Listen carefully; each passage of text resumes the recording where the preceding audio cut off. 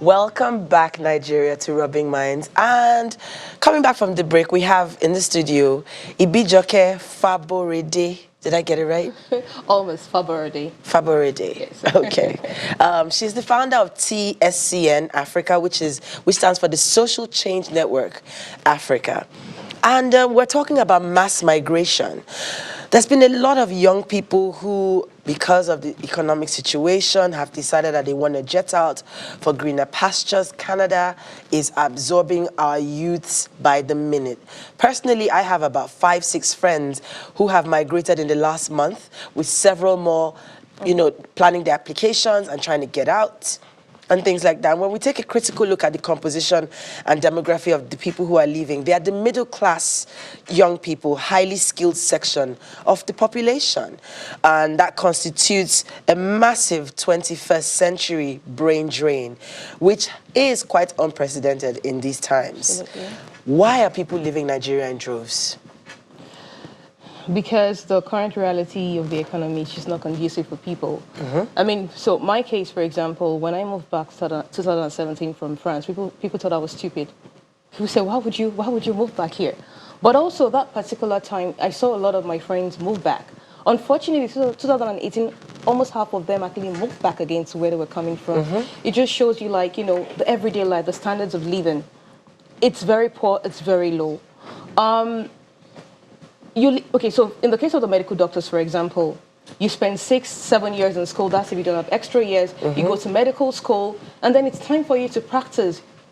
The infrastructure you don't have enough hospitals to actually contain, contain or retain you. So that way you're looking for jobs, and when you finally get a job, you're paid 100,000.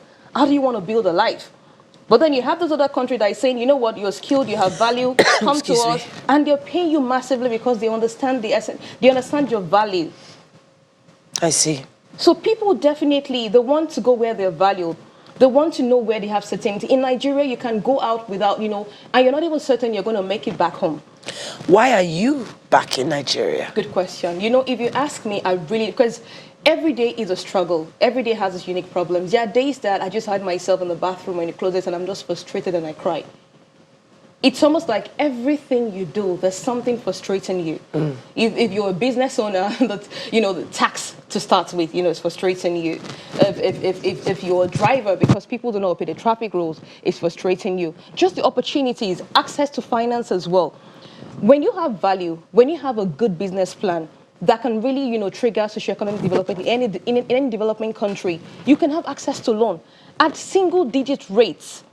But in Nigeria here, your profit margins are low because by the time you take a loan and start paying back, it doesn't make sense. So it's almost like, going the entrepreneurial route is a challenge. But even when you work, there's no job security. Absolutely. Just before you came here, we're talking about a certain situation where somebody wasn't confirmed and stuff. And that's a shame. Who protects the workers? Who actually upholds that? That's a good question. In terms of continuous migration, I know it's clear we have a serious problem on our hands. But what can the Nigerian government do to stop this and to contain the situation? And this is our last question because we have to go now. Absolutely. So first of all, the fundamental problem is that there is a huge disconnect between the educational industry in Nigeria and the industry.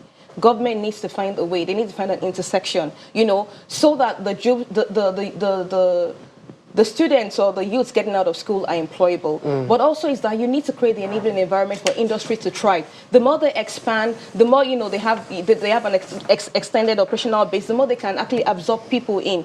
But right now, everyone is we're all fighting for the same piece of pie. For crumbs, we need so much opportunities for youths to thrive. And even youths that want to go into entrepreneurship and start their businesses, give them access to loan. But there has to be something worth fighting for. You can't stay in a country that has nothing to offer you. True. Everyone is looking for value. So there has to be value.